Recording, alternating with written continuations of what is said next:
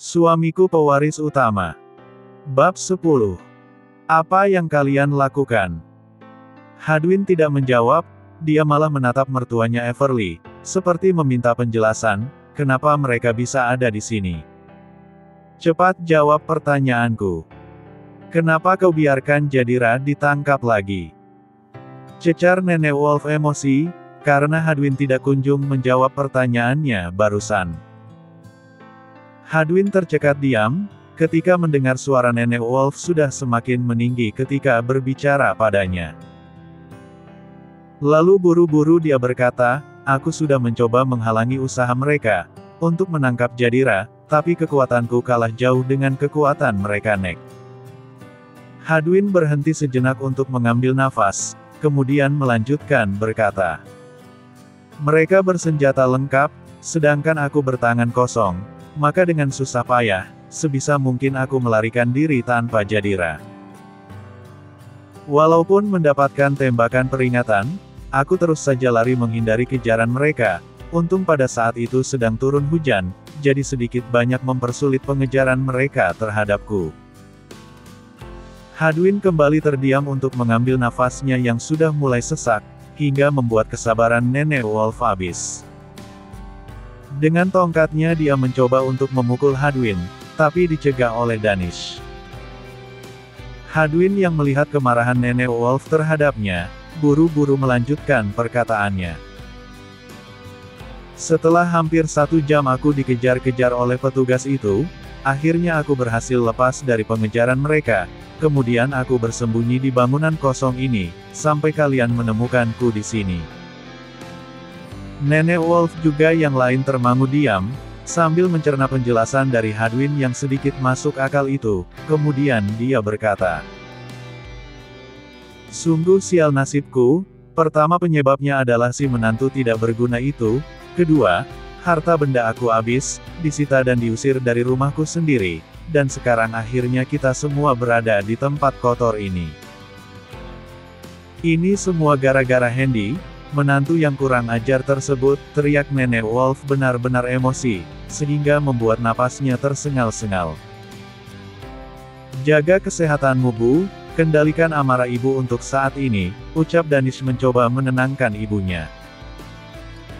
Bagaimana ibu harus mengendalikan emosi dan bersabar, kalau semua apa yang telah ibu miliki, telah diambil secara paksa oleh orang kurang ajar itu. Aku harus balas dendam pada mereka satu hari nanti. Ucap Nenek Wolf sudah tidak bisa mengendalikan emosinya lagi.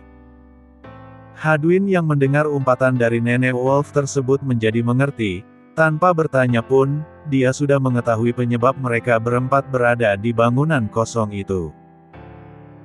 Tapi untuk lebih memperjelas keingintahuannya itu, dia memberanikan diri bertanya kepada Nenek Wolf dengan berkata.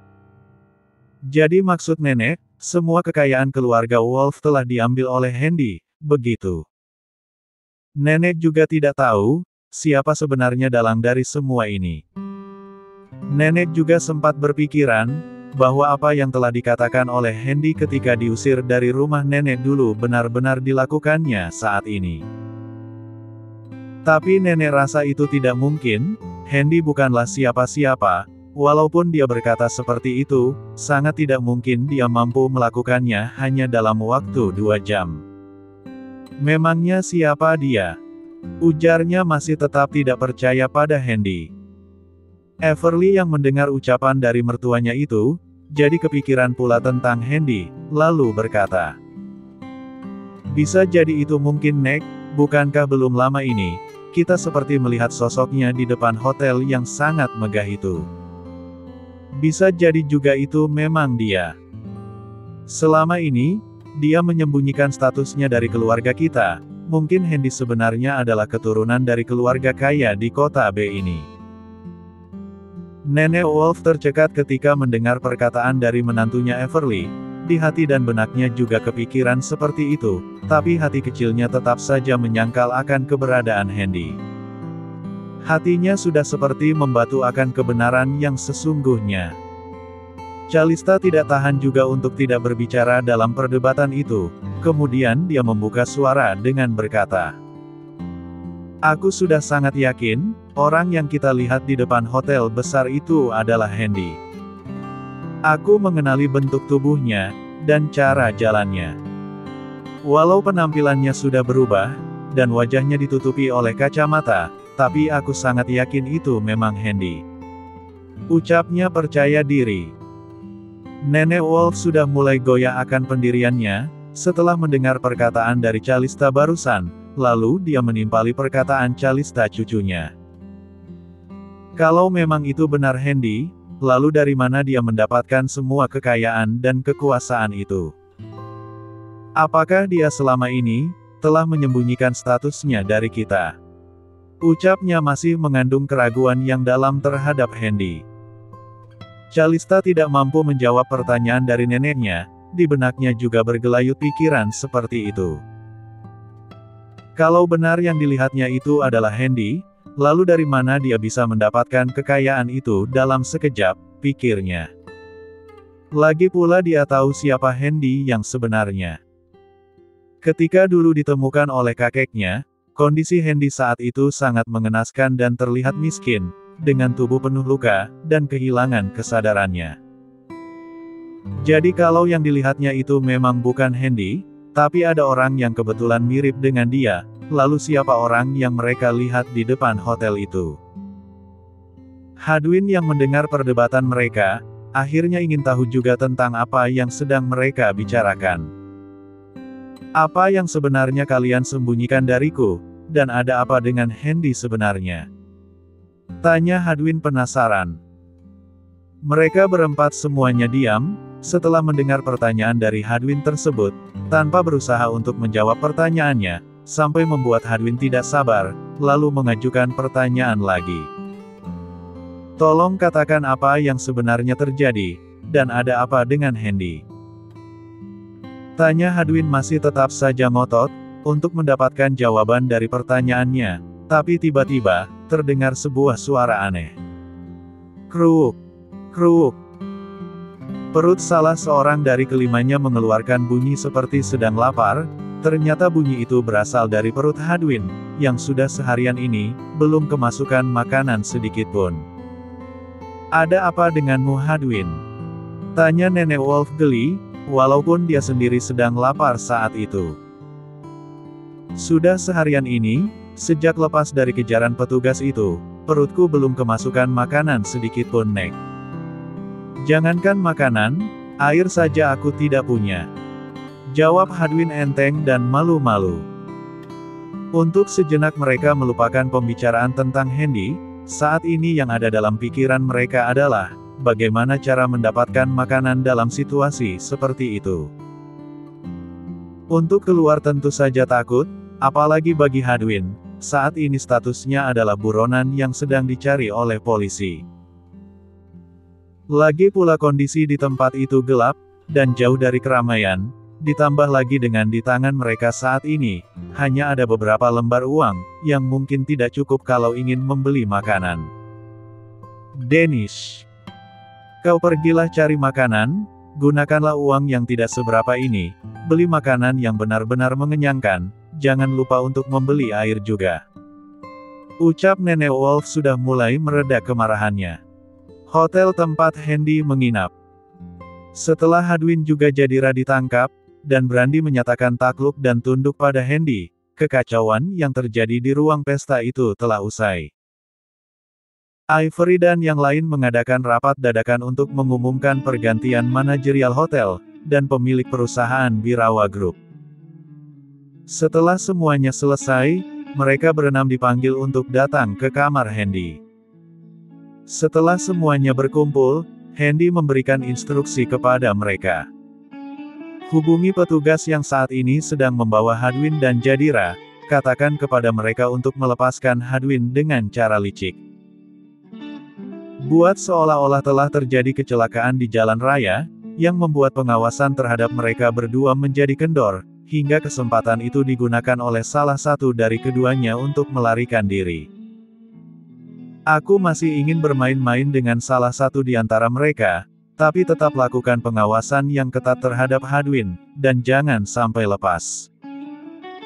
Katakan juga dengan petugas kota itu, untuk melepaskan Jadira setelah 2 hari dikurung di sana.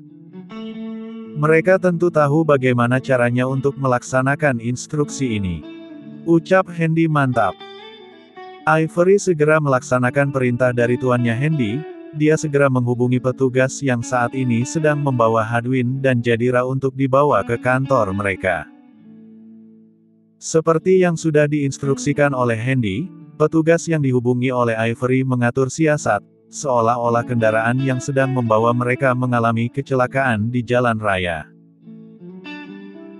Dan benar seperti yang dikatakan oleh Hendy, Hadwin berhasil melarikan diri dari mereka, dan saat ini sedang bersembunyi di sebuah rumah kosong, yang keberadaannya sudah diketahui oleh pihak kepolisian dan juga orang-orangnya Hendy. Ini makanan dan minuman yang bisa dibeli dari uang yang ibu berikan tadi. Ucap Danish lemah. Makanan apa ini? Dulunya makanan ini tidak pernah kita sentuh, dan selalu kita berikan kepada anjing, tapi sekarang kau berikan ini pada ibu. Bentak Nenek Wolf emosi. Cuma makanan ini yang ada Bu, uang yang ibu berikan tidak cukup untuk membeli nasi. Kata Danish membela diri. Ya sudah. Cuma itu kata yang keluar dari mulut Nenek Wolf, sedikitpun dia tidak menghargai usaha Danish, untuk mendapatkan makanan itu. Padahal perjuangannya penuh dengan usaha yang keras, dan mendapat tatapan sinis serta penghinaan yang begitu sadis, dari orang-orang yang bertemu dengannya, di tempat dia membeli makanan tersebut. Tapi dia tidak mau menceritakan kepada ibunya, dia hanya memendam sakit hati yang dialami, ketika sedang membeli makanan tersebut. Singkat cerita, mereka pun terpaksalah memakan makanan yang tidak seberapa banyak itu. Makanan yang dibeli oleh Danish, berupa gorengan yang biasa dibeli di pinggir jalan. Satu hal yang belum pernah dilakukan oleh mereka. Selama ini, mereka bergelimang dengan harta, jadi masalah makanan itu, sudah tidak mengherankan lagi baginya. Tiap hari, makanan yang disajikan di atas meja adalah makanan mahal, tidak pernah sehari pun mereka memakan makanan murahan, apalagi seperti gorengan itu. Tapi hari ini, mereka mau tidak mau memakan makanan yang selama ini sangat dihinanya, daripada perutnya lapar, maka terpaksa mereka memakannya juga. Tidak terasa, jam pun sudah menunjukkan pukul 10 malam. Nenek Wolf, juga yang lain sudah merasa mengantuk, jadi mereka memutuskan untuk tidur di ruangan yang kotor itu. Pagi pun menjelang, sinar matahari yang bersinar pagi itu, berusaha menembus ruangan tempat mereka tidur, melalui ventilasi dan lubang-lubang yang menganga di bangunan tersebut. Tidak seperti biasanya, pagi itu, mereka tidak melakukan aktivitas apapun, kecuali hanya duduk atau berdiri bengong, dengan pikiran mereka masing-masing. Lista Laparnek. Apa tidak ada makanan lainnya? Rengeknya manja, meminta makanan kepada neneknya. Tidak ada makanan apapun di sini. Kalau kau mau makan, maka keluar dari sini, dan berusaha mencari kerja di luaran sana. Jangan taunya hanya merengek saja. Bentak neneknya. Lista tidak tahu kerja apa yang ada di luaran sana. Kan selama ini, Lista tidak diizinkan untuk mencari pekerjaan oleh nenek. Ucapnya membela diri, sehingga membuat neneknya semakin emosi, dengan mengeluarkan ucapan yang sepertinya tidak pantas, dikeluarkan oleh kepala keluarga seperti dirinya. Kau boleh menjajakan dirimu di luaran sana, karena kau selama ini selalu membanggakan kecantikanmu, tanpa berusaha untuk membujuk nenek, agar mengizinkanmu bekerja, bantah neneknya geram. Tapi dasar Calista, yang IQ-nya di bawah rata-rata, dia masih saja tetap berargumen, membantah perkataan neneknya. Di sini kan ada Kak Hadwin juga ayah. Mereka berdua kan laki-laki, dan bisa bekerja dengan cepat. Ucapnya masih juga tetap ngotot. Dasar bodoh, mereka memang benar laki-laki, tapi apakah kau tidak berpikir, bahwa Hadwin saat ini sedang dicari oleh pihak kepolisian. Kata neneknya semakin emosi. Ingin rasanya dia mengemplang mulut Calista itu. Kalau begitu, ayah saja yang mencari pekerjaan di luar, untuk sekedar mencukupi kebutuhan kita sehari-hari, ucap Calista masa bodoh. Diam kau Lista. Berani berkata. Agi, akan kurobek mulutmu. Ancam nenek Wolf marah. Calista yang dibentak dan diancam oleh neneknya, menjadi diam, dan meringkuk di sudut ruangan, ketakutan. Everly yang melihat kejadian itu, mendekati anaknya dan mengusap pucuk kepala Calista, berusaha membujuknya untuk diam. Laporkan perkembangan kehidupan keluarga Wolf itu, segera. Ucap Handy dingin, memerintahkan kepada Iron dan juga orang-orang yang ada di kamarnya tersebut. Burgon, si mata dewa, memberanikan diri untuk memberikan penjelasan kepada tuannya, dengan berkata, sampai detik ini, orang-orang kita, yang ditempatkan di sana, masih belum melihat aktivitas dari kelimanya. Semalam hanya terlihat satu orang yang keluar dari bangunan itu, untuk mencari makanan. Tak lama sesudahnya, dia kembali lagi ke sana, ucapnya hormat, sambil menundukkan kepalanya ke arah Handy. Beri enaknya saja dulu. Setelah 2 hari atau lusa mereka berada di sana, bawa alat-alat berat dan gusur bangunan itu. Berlagaklah, seperti kalian tidak mengenal mereka. Jika mereka melawan, gertak dengan ancaman untuk melaporkan mereka ke polisi. Hadwin yang tahu posisinya, tentu tidak mau hal itu terjadi. Aku yakin, dia dan keluarga barunya itu, akan segera hengkang dari tempat tersebut. Pokoknya aku ingin mereka tetap berada di jalanan, dan benar-benar menjadi pengemis, demi untuk mencari sesuap nasi, guna mengganjal perut mereka. Terus awasi dan ikuti mereka. Katakan kepada pemilik toko di seluruh kota B ini, untuk mengusir mereka, ketika mereka berusaha untuk berteduh di tokonya. Jika pemilik toko enggan atau melawan, akuisisi perusahaan mereka, dan usir mereka dari kota B ini.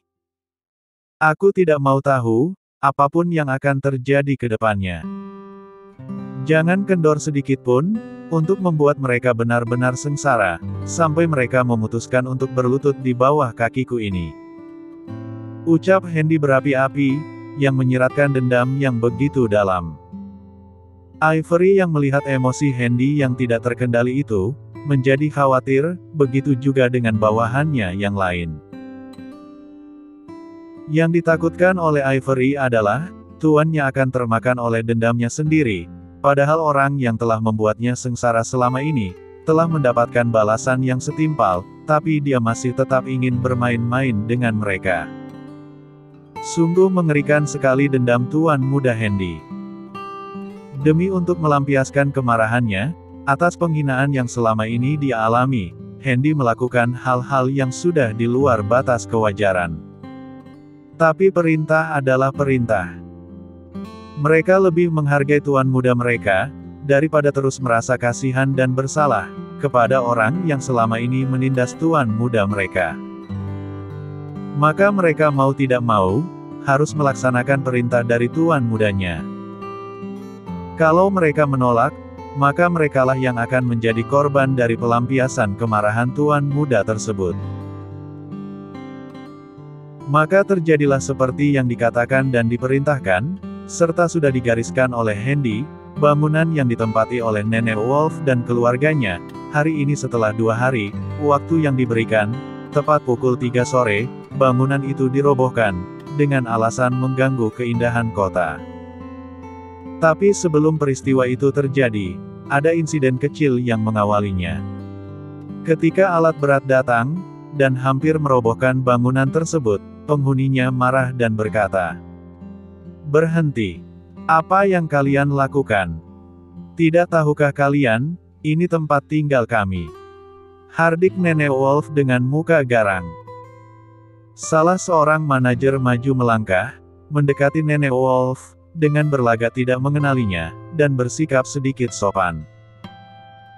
Kalau benar ini tempat tinggal kalian, bisakah tunjukkan surat-surat tanah dan bangunannya? Ucap manajer itu menohok dan langsung pada intinya. Nenek Wolf gelagapan, tentu saja tidak mungkin baginya, untuk menunjukkan surat-surat tanah yang dimaksud, karena dia sendiri tidak tahu, bangunan siapa yang dia tempati selama 2 hari ini. Kemudian dengan terbata-bata dan memelas dia berkata, "Tuan, mohon jangan robohkan bangunan ini, cuma inilah bangunan yang tersisa untuk kami berteduh dari teriknya matahari dan dinginnya hujan." Pintanya menghibah, meminta belas kasihan dari sang manajer tersebut. Tapi apa yang dikatakan oleh sang manajer tersebut setelahnya, membuat Nenek Wolf juga yang lain menjadi diam. Sedangkan Hadwin, hanya diam saja, dia memilih untuk bersembunyi di balik pintu ruangan tersebut, daripada berdebat dengan manajer itu. Sesaat kemudian manajer itu berkata, "Aku hanya menjalankan perintah dari atasanku. Karena kalian tidak bisa menunjukkan surat bukti kepemilikan tanah dan bangunan ini, maka dengan berat hati, aku mempersilakan kalian untuk meninggalkan tempat ini segera," ucapnya sedikit mengancam. Ucapan tegas dan terkesan memaksa dari manajer proyek itu, telah menghempaskan harapan terakhir Nenek Wolf. Tidak ada lagi yang bisa dilakukannya, kecuali menuruti saran dari kepala proyek itu. "Baiklah, aku dan keluargaku akan pergi dari sini, tapi mohon jangan tergesa-gesa dulu, masih ada yang perlu kami persiapkan terlebih dahulu," kata Nenek Wolf mencoba mengulur-ulur waktu, agar Hadwin bisa menyamarkan keberadaannya. Danish yang mendengar percakapan ibunya dengan manajer tersebut, memberanikan diri untuk mengajukan pertanyaan kepadanya. "Kalau kami pergi dari sini, lalu di mana kami harus tinggal, Tuan?" tanya Danish putus asa. "Itu bukan urusan kami. Kami bekerja di bawah perintah, dan harus dilaksanakan saat ini juga, jadi mohon maaf, kalau telah menyusahkan kalian semua," jawabnya sopan dan selembut mungkin, ketika berbicara kepada Danish yang lebih tua darinya. "Baiklah, kami mengerti," ucapnya lemah. Beberapa saat berselang, mereka berlima telah berada di jalanan kembali. Hadwin telah menyamarkan penampilannya. Jas yang dia kenakan, dipakainya terbalik, kemudian digunakan untuk menutup kepalanya. Bersambung.